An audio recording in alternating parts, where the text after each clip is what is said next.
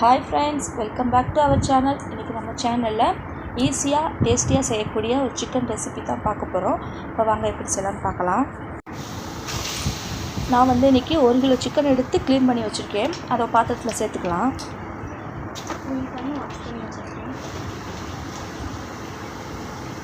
Chicken சேர்த்ததுக்கப்புறம் சிக்கனுக்கு தேவையான அளவு சால்ட்டு சேர்த்துக்கலாம். நான் கல் உப்பு சேர்த்துருக்கேன். இன்றைக்கி நல்லா மிக்ஸ் பண்ணிக்கோங்க. நல்லா சிக்கனை மிக்ஸ் பண்ணிக்கோங்க.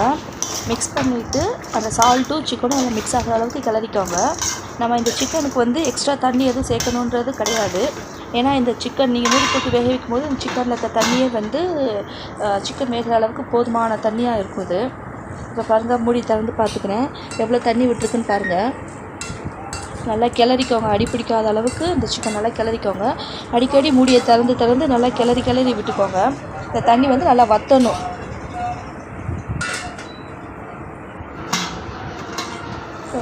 மூடியை திறந்து பார்த்துக்கோங்க. பாருங்கள், தண்ணியெல்லாம் வற்றிருச்சு. இன்னும் கொஞ்சம் தான் இருக்குது. ஹை ஃப்ளேமில் வச்சு, இப்போ லோ ஃப்ளேமில் வச்சிங்கன்னா தண்ணி அதிகமாக விட்டுக்கிட்டே இருக்கும். அதனால் ஹை ஃப்ளேமில் வச்சு நல்லா கிளறிக்கோங்க. இப்போ தண்ணி நல்லா வற்றிருச்சு. இப்போ இந்த ஸ்டேஜில் நம்ம ஸ்டவ்வை ஆஃப் பண்ணிக்கலாம். இப்போ தண்ணியெல்லாம் நல்லா வற்றிருச்சு. இப்போ சிக்கன் வெந்துருச்சான்றது பார்த்துக்கோங்க. இந்த ஸ்டேஜில் நான் 1 ஸ்பூன் இஞ்சி பூண்டு பேஸ்ட்டு, ஒரு 1/4 ஸ்பூன் மஞ்சத்தூள், ஒரு 1.5 ஸ்பூன்லேருந்து 2 ஸ்பூன் உங்களுக்கு காரம் எவ்வளோ தேவையோ அந்த அளவுக்கு மிளகாத்தூள், தனி மிளகாத்தூள், குழம்பு மிளகாத்தூள் கிடையாது, தனி மிளகாத்தூள் சேர்த்துக்கிறேன் நான். நல்லா மிக்ஸ் பண்ணிக்கோங்க. உங்களுக்கு காரம் அதிகமாக தேவைன்னா எக்ஸ்ட்ரா ஆட் பண்ணிக்கோங்க.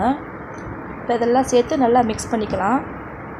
நான் ஸ்டார்டிங்கே உப்பு தேவையான அளவுக்கு போட்டுவிட்டேன். உப்பு பத்தலாட்டினா நீங்கள் தூள் உப்பு சேர்த்துக்கலாம். இப்போ நல்லா மிக்ஸ் பண்ணிக்கோங்க. இப்போ இந்த ஸ்டேஜில் நான் ஸ்டவ் ஆஃப் பண்ணி தான் நான் இந்த இஞ்சி பூண்டு பேஸ்ட்டு, மஞ்சத்தூள், மிளகாத்தூள்லாம் சேர்த்துருக்கேன்.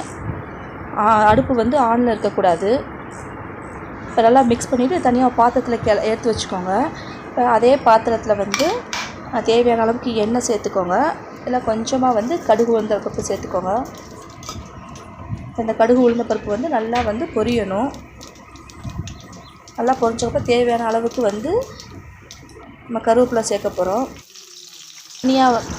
தனியாக பாத்திரத்தில் எடுத்து வச்ச சிக்கனை இதில் சேர்த்துக்கலாம். சேர்த்து எல்லாத்தையும் நல்லா மிக்ஸ் பண்ணிக்கோங்க. இந்த மிளகாத்தூளோட பச்சை வாசனை, இஞ்சி பூண்டோட பச்சை வாசனை போகிற அளவுக்கு நல்லா ஃப்ளேம் ஹையில் வச்சு நல்லா மிக்ஸ் பண்ணி எடுத்துக்கோங்க. அப்போ தான் பச்சை வாசனையெல்லாம் போகும். எல்லாம் நல்லா மிக்ஸ் ஆகிடுச்சு. ஃபைனலாக தேவையான அளவுக்கு மிளகுத்தூள் சேர்த்துக்கிறேன். நான் 1 கிலோ சிக்கனுக்கு சின்ன ஸ்பூனில் 2 ஸ்பூன் அளவுக்கு மிளகுத்தூள் சேர்த்துருக்கேன். நீங்கள் எடுத்துக்கிற சிக்கன் அளவுக்கு மிளகுத்தூள் சேர்த்துக்கோங்க.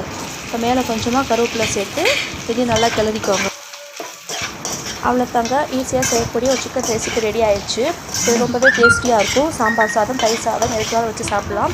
நீங்கள் வீட்டில் ட்ரை பண்ணி பார்த்துட்டு எப்படி இருந்துச்சு மறக்காமல் சொல்லுங்கள். தேங்க்ஸ் ஃபார் வாட்சிங்.